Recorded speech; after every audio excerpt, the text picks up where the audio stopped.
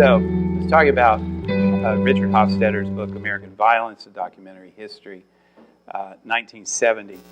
Note the date, 1970. So we saw in his anti-intellectualism in American life, we saw he was frankly traumatized by the election of Dwight David Eisenhower, which seems quaint to us today, right?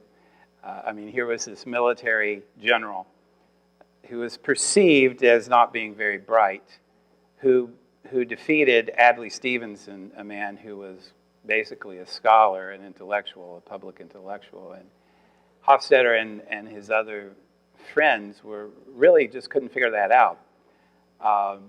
You may have similar feelings now, because an anti-intellectual was elected president. In terms of American violence, this is what he says. And again, I just want him to kind of introduce the topic. We're not going to spend too much time with him, just this one slide. But he has unique observations here. He says that when we talk about domestic violence, and he means violence in the nation as opposed to global violence, which would include what we understand as domestic violence. But he says when we have domestic violence with the kind of national power that the United States has had and still has, he's like, that generates global fear. And hey Blake, and that's a pretty powerful observation and kind of obvious, but I'd never thought of it before. Maybe you have, being from another country and looking upon America. It must be terrifying to see our internal violence, knowing the arsenal we have, and being on the outside of that. I thought that was a pretty amazing observation. Here's one of his opening lines. The United States, it has been said, has a history but not a tradition of domestic violence. Think about that. It has a history but not a tradition. A history because violence has been frequent, voluminous, almost commonplace in our past, but not precisely a tradition for two reasons. First, our violence lacks both an ideological and geographical center. It lacks cohesion. It has been too various, diffuse, and spontaneous to be forged into a single, sustained, inveterate hatred shared by entire social classes. Second, we have a remarkable lack of memory where violence is concerned, and have left most of our excesses a part of our buried history. Again, interesting. That goes to what our next lecture will be next week, The Innocent Nation. He says, again, Hofstadter, what is most exceptional about the Americans is not the voluminous record of their violence, but their extraordinary ability in the face of that record to persuade themselves that they are among the best behaved and best regulated of peoples. Well, you're probably already thinking that's a fairly common rhetoric of America, the nation. I don't know if you remember the Affordable Care Act. There was a lot of talk of, we have the best healthcare system in the world. Why would we change it? Well, that's factually untrue.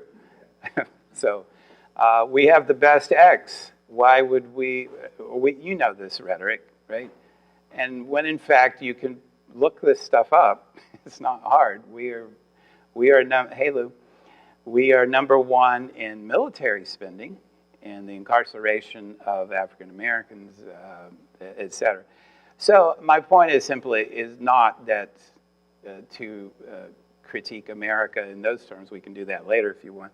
But to point out Hofstadter's point is that our rhetoric is very different from our reality. Okay, so that's true of everybody in every country, but he's going to make the point that it's uniquely American. Not that other countries don't do it, but that we do it in a unique way. Yes?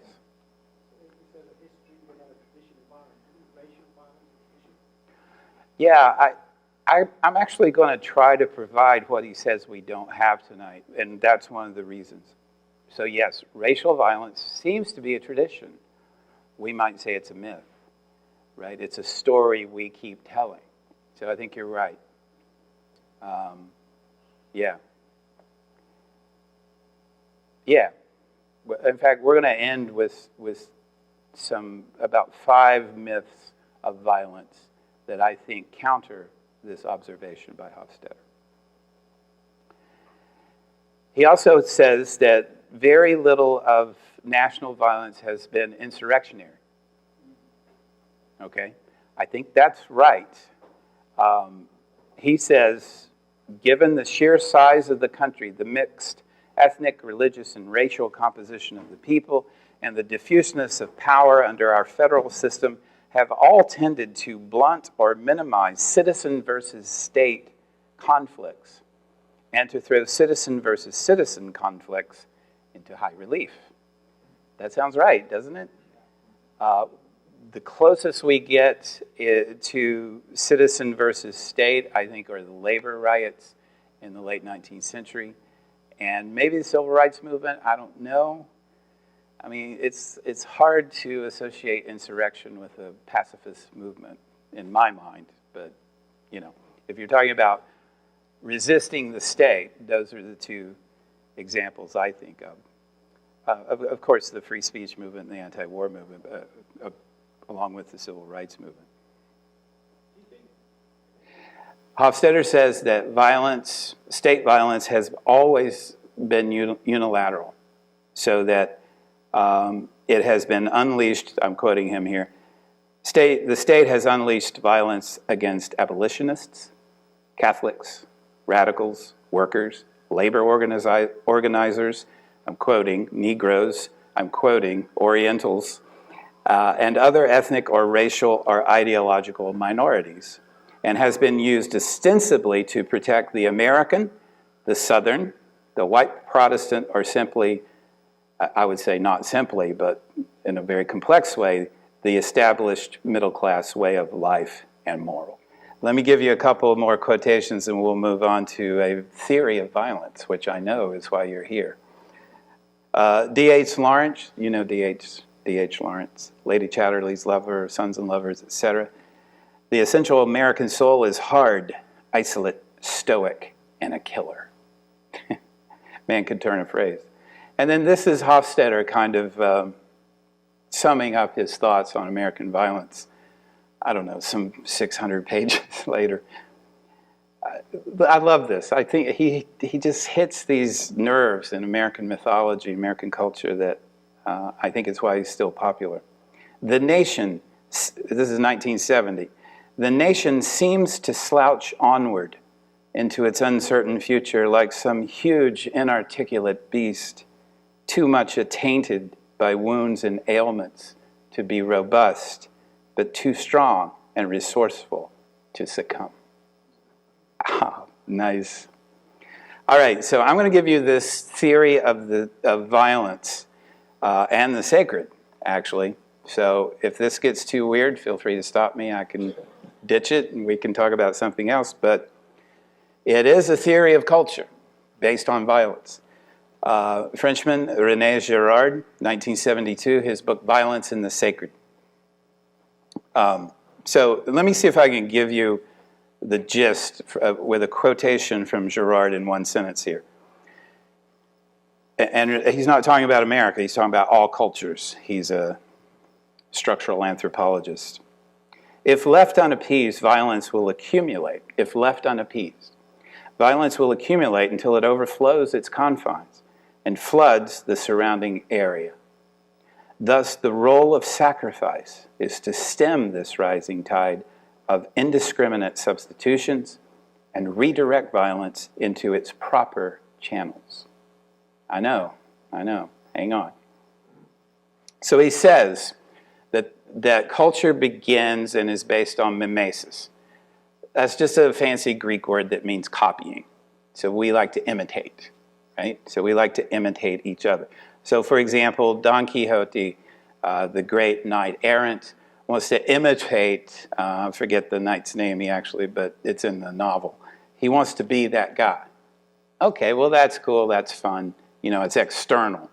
It's in the imagination. Internal mediation is where we all exist in the same space and time with the same desires. we all want X. And you look like me, you have the same desires as me. We talked about this a little bit with capitalism. Therefore, you are a threat to me. That's true, right? I mean, if there are limited resources and more of us than the resources available, and you look like someone who wants the same resource I do, you're a potential enemy. All right? And he even says sometimes we have this metaphysical desire where we want to become the other person. And we wouldn't know anything about that here in Los Angeles in celebrity culture. But yeah. Mimetic desire, the desire to imitate others for the same resources generates rivalry. Okay, listen to it. Religion, in its broadest sense then, must be another term for that obscurity that surrounds man's efforts to defend himself by curative or preventative means against his own violence. We know this, right? We know this deep in the limbic brain, that we all could become violent in this room given the right circumstances. That's what he's talking about. And the right circumstances have been layered over in 2017 in America, but they're there. All right, it is that enigmatic quality that pervades the judicial system when that system replaces sacrifice. So he's saying the judicial system, the rule of law, is actually the topmost layer, but underneath that layer is sacrifice. If you don't think that's true, look at the death penalty. This obscurity coincides with the transcendental effectiveness of a violence that is wholly legal and legitimate, successfully opposed to a violence that is unjust, illegal, and illegitimate. So he's saying we have this violence. Anytime we gather as a social group, there's violence because we're violent. And we know it, and we compete for resources and other things, all kinds of other things. Attention, for example, the other sex, all that. There's all kinds of competitiveness built in, Girard says. We must find a way to discharge that, right? Because otherwise, it's going to be random violence. And we hate that more than anything because you can't predict it, right? But if you set up a ritual, Girard says, then you can discharge it this way. What does that mean? The scapegoat, right? This is the ancient Hebrew ritual. It inaugurated Yom Kippur, the Day of Atonement, right? So it's a little different now, of course, but when it was originally created, it involved the priest, the high priest in ancient Hebrew culture, would symbolically take the sins of the people, including his own sins, put them on this goat, and send the goat away to Azazel, the demon in the wilderness.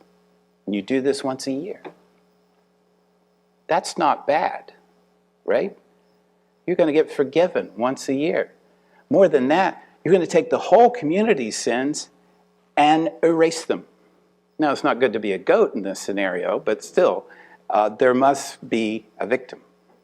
And the victim must be arbitrary. So ritualized violence solves the problem of mimetic violence. This is also very Freudian, if you haven't picked up on that yet. It's about cathexis and discharging something into a projected meaning. Yeah, all right, let's keep going. Girard says, the scapegoat mechanism, where you discharge the community or the social group sins into an arbitrary victim, is the mechanism, that mechanism is the foundation of culture and civilization. I know he's a French philosopher, so he gets to make these wild claims. But it's kind of interesting if you think about it. Because if you approach culture as a rational set of discourses and, okay, you can do stuff like that, but what are you going to do with the violence? What are you going to do with the visceral human? right? Who wants, the id, right? What are you going to do with that? Well, Girard goes there. He goes to the most basic, horrific element of our lives, our willingness and ability to do violence to one another. And he says that's the basis of culture and civilization, because you're trying to take care of the problem. Okay? You're trying to take care of this violence problem because you know, left to its own devices, we're going to be the opening of 2001 Space Odyssey. Right? We're just going to be beating each other with clubs. So, culture, civilization. The surrogate victim is the key. Listen to what he says. To understand how and why sacrifice functions as it does, we should consider the proposition that the ritual victim is never substituted for some particular member of the community. We're not going to do this because Satinder messed up, right? Because that just perpetuates the violence. It just gives it a more formal structure. It has to be arbitrary. Or even the community as a whole. It can't be, hey, we all deserve violence. Because then, again, okay, well, let's break out the violence then if we deserve it. It's got to be outside the system. You've got to make this symbol outside and unrelated so that you can project it onto this poor goat, right? The victim itself serves as a substitute for all the members of the community. Not a symbol, a substitute. The sacrificial substitution does indeed play the role that we have attributed to it, protecting all members of the community from their respective violence, but always through the intermediary of the surrogate victim institution. Girard says this is also the foundation of religion. Because think of that. Think of being in a primal society where there's no what we would call civilization or culture. You live in fear of violence all the time. But now you've developed this ritual, scapegoat mechanism. Think of how that must feel when you literally and symbolically, I guess symbolically is the better word, take the violence that's brewing, ready to explode in your community, and you put it outside the community. It's the birth of religion, Girard says. He says that peace that comes from that is the beginning of religion. I buy that. I think that's a pretty good argument, because what happens is the victim now becomes sacred. That image was not chosen by accident. The surrogate goes from monster to God, right? He goes from bearing all sins to being sinless. Why? Because of what it does. I mean, you can just talk about this in terms of social functions. It relieves the community of its burden of violence and gives it peace. We saw this in our Gods and Monsters course with Tiamat, the original goddess who has to die and becomes cut up and becomes the ocean. We saw that in Greece, in Uranos, who dies and gets, the creator god who dies and gets cut up to become the universe. Of course, we see it in Christianity, which has an act of violence at its very center. A gruesome act of violence. Not just, I mean, this is, you see the image and you know the story. It's sacrifice. It's not murder, it's sacrifice, yeah. Religion, study the theory of religion. It's hard to get away from the notion that it involves either functionally or ontologically, that is, by its very nature, social integration and coherence. Because if religion doesn't do that, why have it? This is, frankly, this is Daesh, or sometimes known as ISIL or ISIS. This is their problem. I hope you're not here tonight. But you cannot sustain that, right? Because you are not humanizing, your religion is not humanizing violence. You're just violent, gratuitously violent. Yeah. So that excellent point.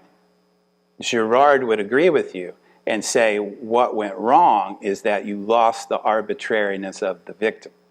And so this is why it's not working. So yes, we have a death penalty. It looks a lot like sacrifice to me. I'm a religious studies scholar. I'm like, oh yeah, I know what that is. We're sacrificing people. But Girard says that's why it doesn't work, is because you're punishing people for their sins. And the victim must be arbitrary because it has to go outside the system. You're punishing people within the system. You're perpetuating the violent mechanism. That's hard to argue with, is that as culture develops, you keep layering things on. For example, we can't see this mechanism work, he says. Because if we see it, we'll be horrified by it, and it won't work anymore. It has to be in the unconscious. It has to be in the cultural unconscious. And you know this. We've been talking about this all along, how these stories, where these myths, they have to kind of be in the unconscious. In Western culture, they have to. Because I don't want to get into it, but I can talk about it later if you want. We have to push them down or back. Yeah. Well, Girard is a philosopher. He's not that interested in how to achieve growth. He's just interested in describing, not prescribing. So, but your question still stands. How do we achieve growth? If Girard were here, he would say that we're having this conversation right now and not killing each other or attempting to is growth. So it's a pretty low bar. But I think you're talking about spiritual growth too, right? Yeah, yeah. And in fact, Girard says this is about myth. He says when it becomes mythological and as culture develops, the victim isn't drowned, for example. She goes to live in the sea, right? So, and that's good. I mean, that's evolving, right? But it's also hiding the scapegoat mechanism, which you have to do. Right? So this is, Girard in a way is psychoanalyzing culture. Well, okay. You are going to be difficult tonight. Theories like this are non-falsifiable. They're not scientific theories. They're more like stories. And you're asked to think about this story. So, no, there's no evidence. I mean, there's the evidence that he adduces. Well, yeah, he actually has a pretty good argument in the whole book. So, for example, he says the oldest form of literature is tragedy. Why? Because this is the oldest form of culture. It involves a tragedy. An innocent victim. Yeah. And he has a whole section on Oedipus that I did not inflict upon you. But, you know, Oedipus, who was cursed to kill his father and marry his mother and did everything he could to avoid that, and it ended up happening anyway. So he says, I'm almost finished, and then with Girard, and then we'll get to America. He says the scapegoat mechanism, like something in the unconscious, comes out, you know, because you can't keep the unconscious repressed. It comes out. And so it comes out in things like the witch trials or crime narratives or the television series Law and Order, right? Because it's order, right? Based on the law, which is ultimately based on the scapegoat mechanism. Because somebody always goes to jail, right? Dun, dun. So, yeah, I'm not going to read you about the crisis of differences, but because that gets into semiotic theory, and I think you've been patient enough. But let me read you Girard's conclusion. All religious rituals spring from the surrogate victim. The surrogate victim. Not somebody within the community, but who is being punished for that, but arbitrary victims. And all the great institutions of mankind, both secular and religious, spring from that ritual. Now, this is a very French way to do this, to say all this comes. But again, evaluate the argument and the story. Such is the case, as we have seen, with political power, legal institutions, medicine, the theater, philosophy, and anthropology itself. It could hardly be otherwise for the working basis of human thought. The process of symbolization is rooted in the surrogate victim. Even if no example taken alone offers conclusive proof of my theory, their cumulative effect is overwhelming. And that's why you have to read the whole book. All the more so because they coincide with archetypal myths that tell in apparently naive fashion how all man's religious, familial, economic, and social institutions grew out of the body, Tiamat, Uranus, of the original victim. The surrogate victim, as the founder of the rite, appears as the ideal educator of humanity, in the etymological sense of educatio, a leading out. The rite gradually leads men away from the sacred. It permits them to escape their own violence and removes them from violence and bestows them all the institutions and beliefs that define their humanity. I found this article that was really interesting about, I thought I wrote it down here. Yeah, John G. Gowelty, Violence in American Popular Culture. Really interesting analysis, just a little journal article. He says there are 5 myths of violence. So the reason I had this slide up, I'm going to come back to it later, is that one of the great books on American history is by Richard Slotkin, and it's called Regeneration Through Violence.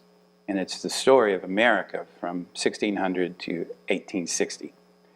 And his argument is that if you read the literature of the period, the literature, because that is the form that is most close to myth, it's story, right? He says what you see is, well, I'm actually going to talk about what you see. So I'm going to come back to Slotkin here in a minute. The other guy, Gowelty, says he sees 5 myths of violence in American popular culture. This is mostly film, of course. And of course, these are not hard and fast categories. These are just kind of movements or threads, so they're going to overlap and all that. But it's kind of interesting what he does here.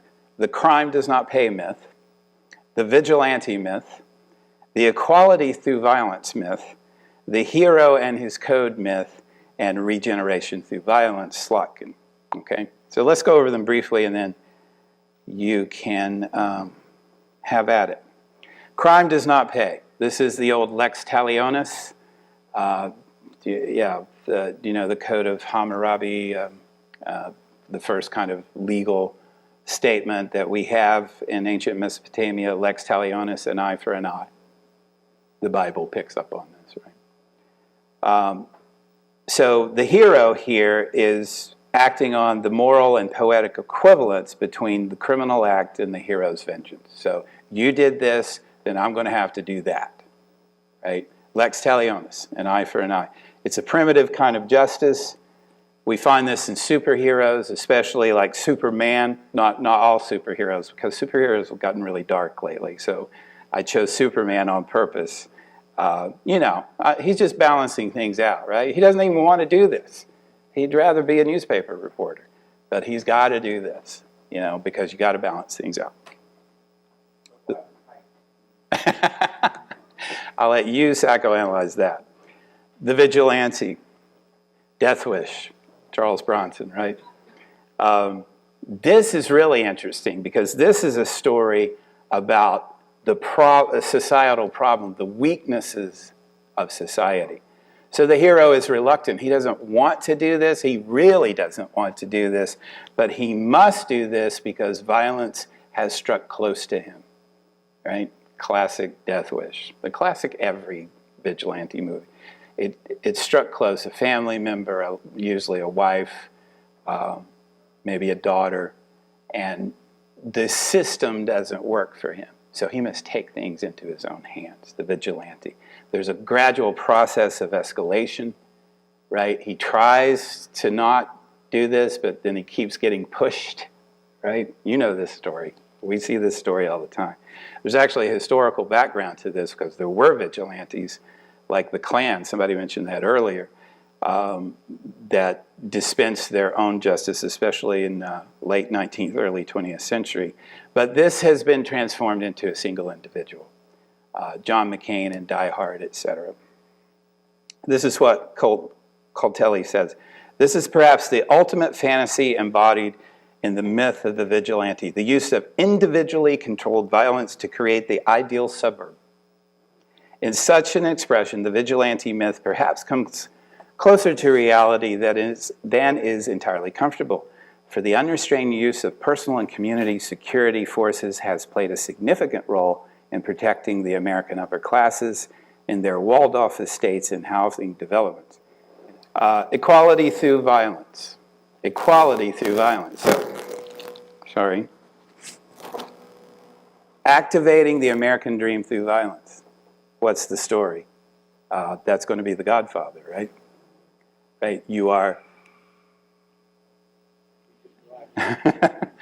you are, for whatever reason, you are treated, you're marginalized for whatever reason, like your ethnicity or whatever, nationality.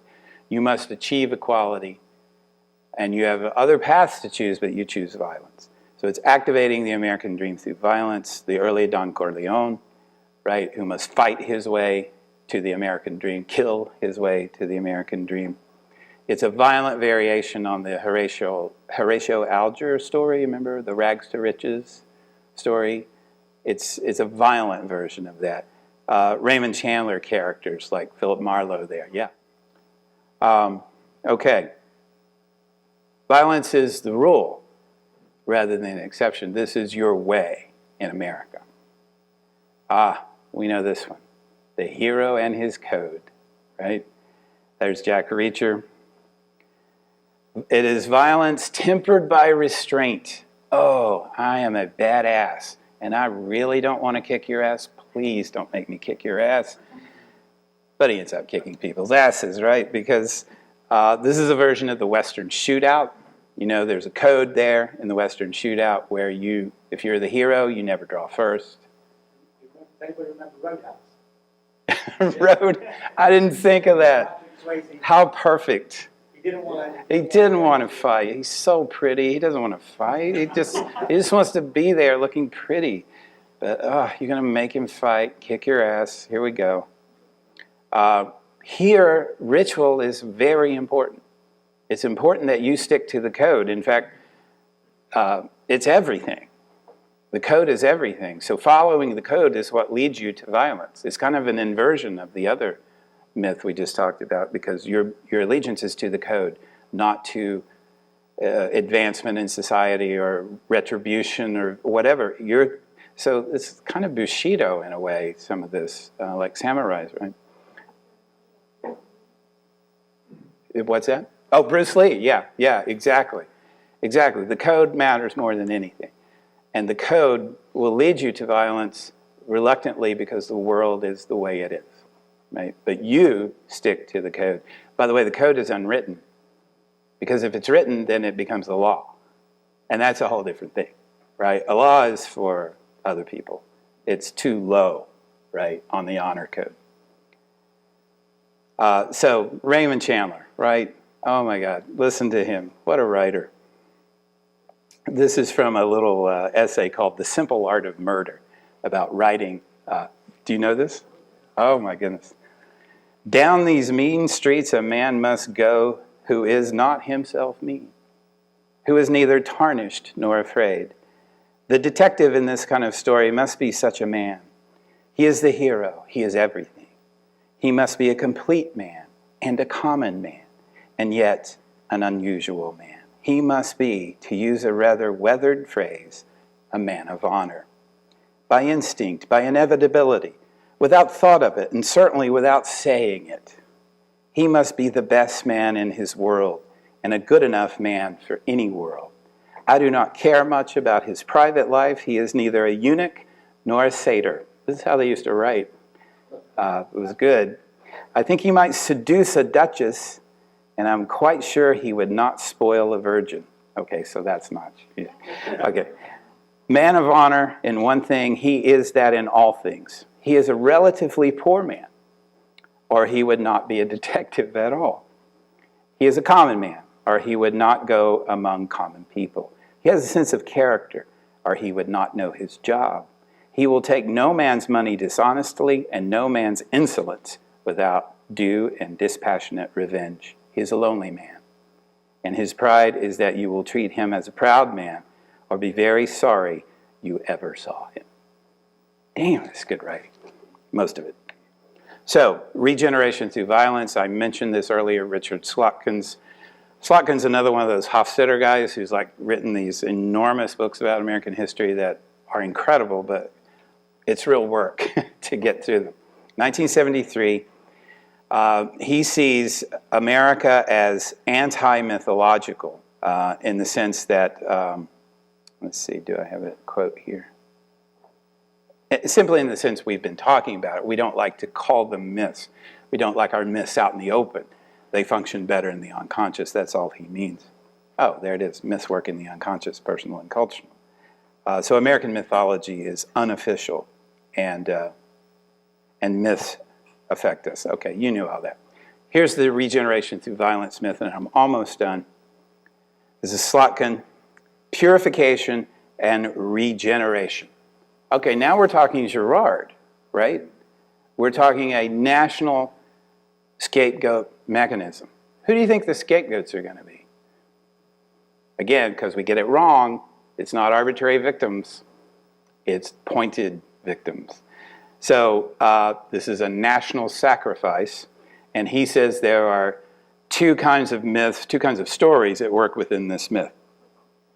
One is the captivity narrative. I don't know if you know this, but there's a whole genre of stories from the early 19th century, about and late 18th century about Indians, and I'm using the language of the captivity narrative. Indians capturing white women. You know this. Mary Rowlandson was a famous one. I don't know. Anyway.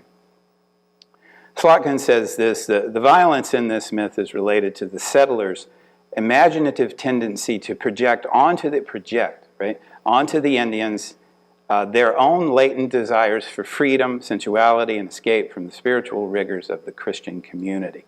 Thus, the myth of the captive, the ultimate rescue and destruction of the Indians are also symbolically a destruction of the captive's own feared desires for lawlessness and lascivious freedom of the wilderness. We talked about that some in The Religious Nation, how the wilderness represented not just blank space, but the devil for the Puritans. Yes? Well, I just wanted to contrast what we're talking about. Several writers who were on that. Yes. When the West was being opening up. That's right. Going to Utah and most of the Midwest and encountering, again, Native American or Native culture and the way they dress, obviously, which is for the environment, and seeing naked. I'm trying to remember the name of the writer, a female writer also, who expressed a lot of information in that. And I'm trying to remember where there was a lot of blowback at the time about talking about the nobility of some of the Indians. Are you talking about Helen Hunt Jackson? Is it Helen Hunt? I don't know. This is the savagery Yeah. of what was mostly written about. Yeah. Sure. Yeah. But those, they were selling a lot of those kind of like cereals, they call them. Yeah. In the 1800s, 1880s, Yeah. based on the idea of the savage, and, That's right. And the pioneering Yeah.